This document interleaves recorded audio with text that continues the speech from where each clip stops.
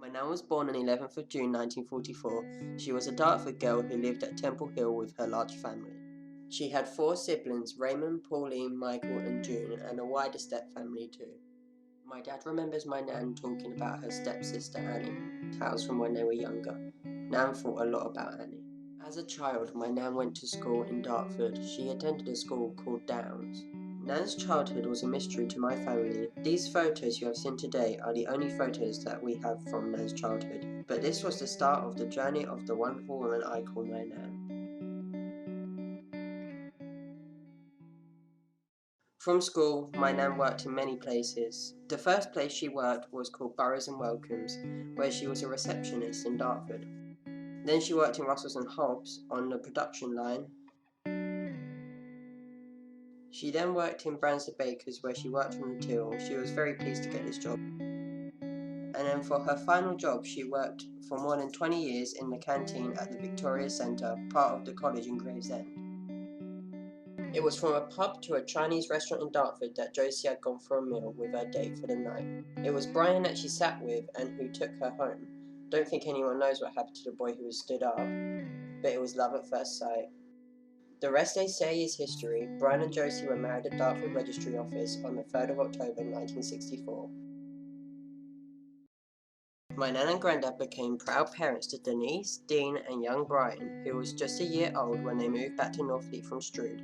They had lived in various houses until moving to Harden Road, the place that became a much loved and cared for family home. The oldest daughter, Denise, grew up and married. She gave birth to a little girl called Megan. Dean grew up and married a woman called Sharon, who ended up giving birth to 2 boys, Ben and Tom. But sadly, in 1990, tragedy struck the family when young Brian died, and we remember him with such love. Life was never the same for any of his family. Brian and Josie, although torn apart, held the family together with love and strength. My nan had 3 grandchildren, Tom, Ben and Megan. It was through these youngsters that they picked up the pieces of Josie and Brian's lives. They said these grandchildren gave them a new lease of life and they idolised all of them. My nan was always on hand with good common sense and support when the children were teething or had a rash or any other problems. She loved to babysit them and take them out. For me, I remember my nan would take me and my brother to town and to Woolworths to buy one toy. That's one of my few memories I have of Nan before her illness.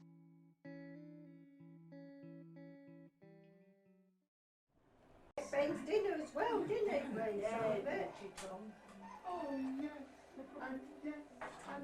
What do you like, Tom? They had, forget it, there was 2 or 3 different ones. We got it.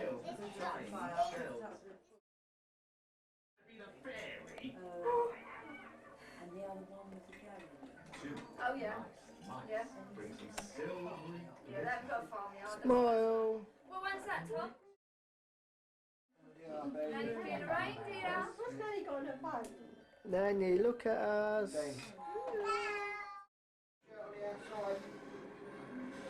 Wouldn't really say what That's what I'm saying, Brian. Yeah, I want to try to say my husband is there, ain't it, Brian? What? I try to say my husband, He's a try to say manual. he's not professional. It's a manual work. No, Like most what men I'm are. trying to say, Brian, I wish we bought our own house. Oh, for God's Then you sake. don't like that. Go to sleep, Joe. No, you still like me, don't you? Yeah, at least when ours is paid, it's paid. Yeah, you ain't got like that pets or But anything, no? what I'm not about is, right, Yeah, I would, Brian. get that thing out of it. What's that? They're at it.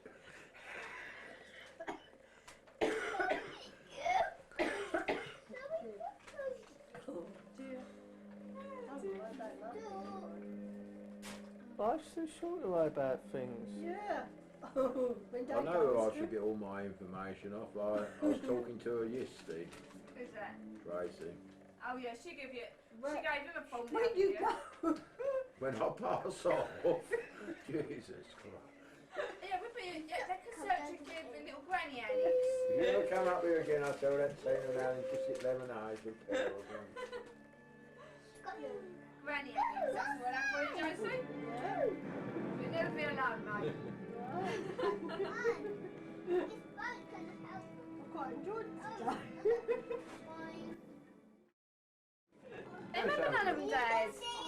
No, I can't. Hey, look, it's the man of the house over there. All right, Al? And then this has got perfume. What, you hungry? You want to go in? Yeah. Oh, you're not going to eat Nans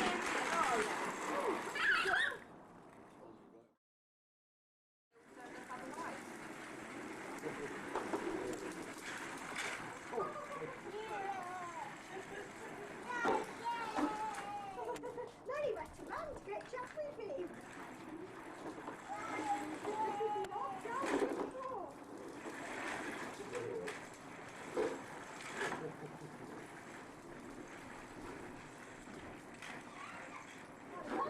Faster sideways.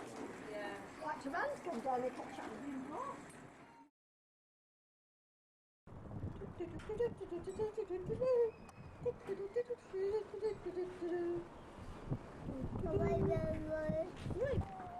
Hang on, I've got to get that. Turn around so they can't show them. Tom! Tom. Tom, come in. You coming?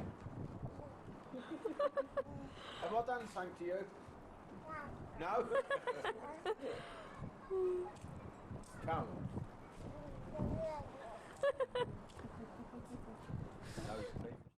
Sadly, one day we started noticing things that were a bit odd for my nan. For example, she would buy biscuits more than twice a day, and that definitely didn't help with my diet problems. Also, she would constantly draw money out of the bank.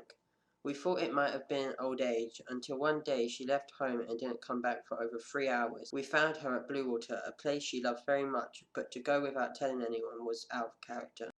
So we took her to the doctors, where she was diagnosed with dementia.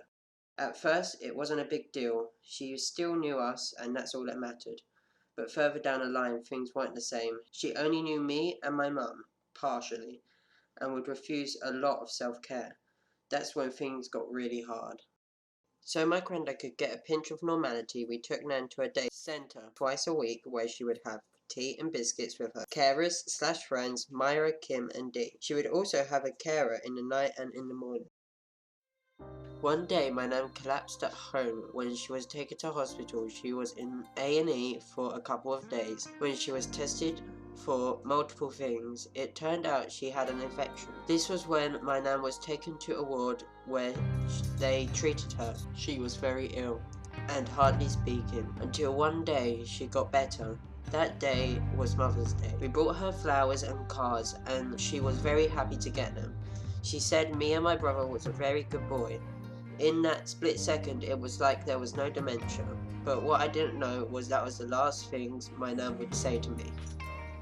After that, she was put in a permanent home where she took a turn for the worse. When she got another infection, this was when the end-of-life care was put in, where she spent her last few days comfortable in bed. The last day she spent with all her family, staring out the window at the birds she loved, when that night we got the call that she passed.